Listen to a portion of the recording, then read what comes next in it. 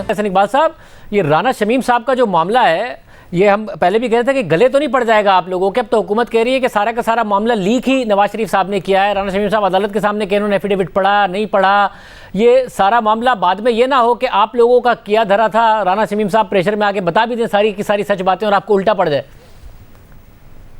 नहीं, देखिए शाहजेब साहब, जो नवाज शरीफ साहब के केसों का मामला है वो कोई राना शमीम साहब के बयान हल्फी पे डिपेंड नहीं करता या उस ऑडियो टेप पे डिपेंड नहीं करता कि जो एक सहाफ़ी ने साकिब निसार साहब के हवाले से किए। इसका एक तसलसल है।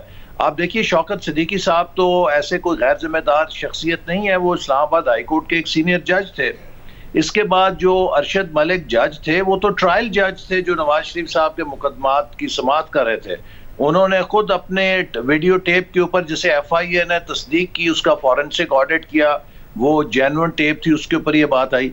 फिर इसके बाद शाहजेब, जो उससे इम्पोर्टेंट बात है कि जो सर्कमस्टेंशियल एविडेंस है वो इतना कंपेलिंग है कि आप दुनिया की किसी कोर्ट ऑफ लॉ में ये चीज़ ले जाएं तो लोग हैरान होंगे कि नवाज शरीफ साहब के साथ किस तरह का इंसाफ हुआ है। मिसाल के तौर पे आप देखिए कि जब ये JIT बनी, किस तरह व्हाट्सएप के जरिए SCCP और मगर इसमें मसला ये है कि जो व्हाट्सएप कॉल का मामला है, कैसे लगाया गया, जो व्हाट्सएप कॉल का मामला है उसकी सुप्रीम कोर्ट ने ओनरशिप ले ली है।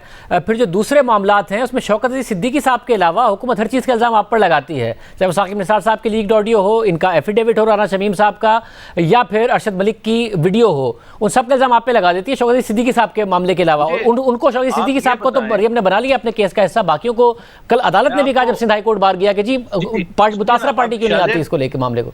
शाहजेब, क्या इस बात की जिम्मेदारी भी हमारे जिम्मे लगेगी कि जब नवाज शरीफ साहब के ट्रायल जज ने सुप्रीम कोर्ट से कहा कि इंसाफ के तकाजे पूरे करने के लिए मुझे मजीद वक्त दिया जाए, तो उन्हें पाबंद किया गया कि 25 जुलाई जो इलेक्शन डेट थी उससे पहले पहले ही वो नवाज शरीफ साहब का फैसला सुनाए। मुझे ये बताइए कि किस कानून के तहत इस बात की पाबंदी थी कि इलेक्शन से पहले नवाज शरीफ साहब का फैसला आना चाहिए।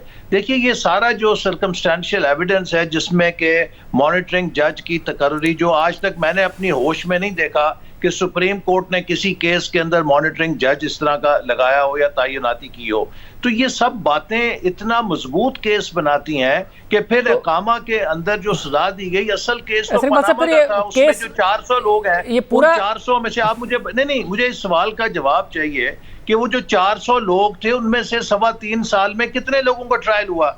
एक नवाज शरीफ साहब का चुना गया, इसके बावजूद कि उनका नाम भी नहीं था पनामा के अंदर, और उनको अकामे के अंदर नायल कर दिया गया। तो ये बातें ऐसी हैं कि जो हिस्ट्री के अंदर मगर ऐसे मतलब इसके लिए आपने हिस्ट्री में अपने आप को ठीक करना है या इस वक्त अमली तौर पर ठीक करके नवाज शरीफ साहब और मरियम नवाज साहिबा का इलेक्शन का आपने रास्ता हमवार करना है? आपकी स्ट्रेटजी एग्जैक्टली क्या है? क्योंकि कल अदालत ने जब सिंध हाई कोर्ट बाहर गई है, सवाल उठाया कल जैसे तरमीन अल्लाह ने कि जो मुतासरीन है वो क्यों नहीं आते पूरा का पूरा मामला लेकर।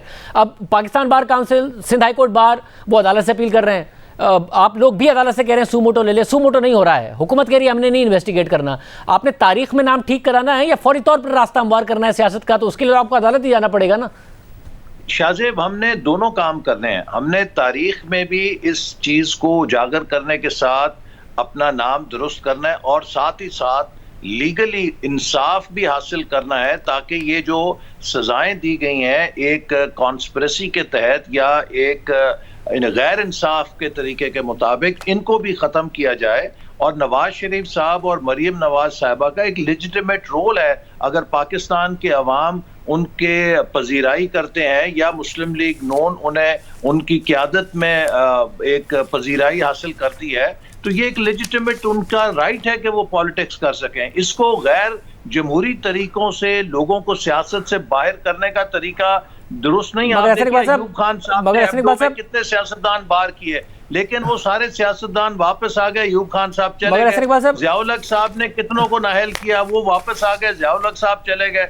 मुशर्रफ साहब ने नैब से कितनों को बाहर निकाला, मुशर्रफ साहब चले गए, वो सारे वापस आ गए। अब ये सिलसिला इस तरह का खत्म होना चाहिए कि हम लीगल सिस्टम को सियासत के अंदर लोगों को अंदर या बाहर करने के लिए किसी और वजह से सिवाय इंसाफ और कानून के इस्तेमाल करें। मगर इकबाल साहब, आखिर में अब हुकूमत जो आज बातें की हैं राना शमीम साहब ने, उस पर हुकूमत ने ड्राइव किया है कि ये मामला सारा का सारा, पहले तो वो कह ही रहे थे आपने ऑर्गेनाइज किया, लंदन आए, नोटरी कराई, नोटराइज कराया, वो कह रहे लीक भी नवाज शरीफ साहब ने किया है। तो है नवाज शरीफ साहब पीछे? आपको अभी तक कुछ पता चला है पार्टी के अंदर या नहीं पता चला है? नहीं, अब देखिए ना, ये तो हमने मुस्लिम लीग नून के ने तो कोई बाकायदा चीजें लीक नहीं की, आई हैं। अब राना शमीम साहब भी यही हैं, अगली समात के अंदर उन्होंने ओरिजिनल जो एफिडेविट है वो भी पेश करना है। मेरा ख्याल है इंतजार करना चाहिए कि वो जो सील्ड एनवेलप है या जो बंद है उसमें क्या तहरीर है वो आई जाएगी मंजर आम पे, फिर उस पर कोई तबसरा किया जा सकता है, लेकिन हमें किसी किस्म का भी क्यास नहीं करना चाहिए।